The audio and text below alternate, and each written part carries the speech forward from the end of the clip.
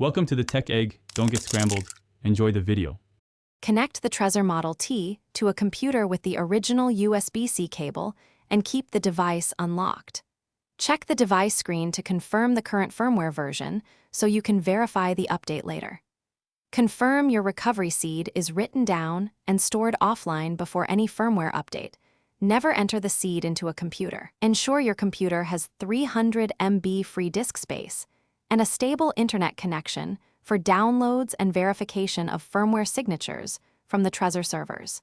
Install Trezor Suite from the official download and open it to manage firmware updates, using the desktop app for best compatibility.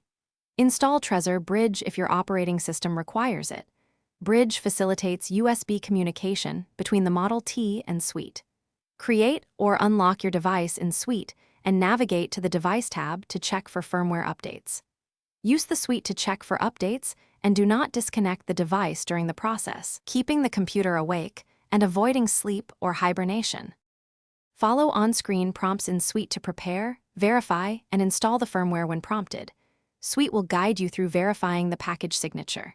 If the bootloader prompts, confirm on the device screen and the update will take several minutes, during which do not unplug the USB-C cable. The device may reboot and display the new firmware version.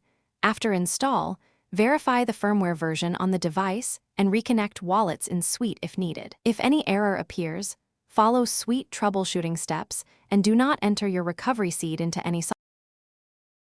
Thanks for watching. Consider subscribing if I helped unscramble your problems.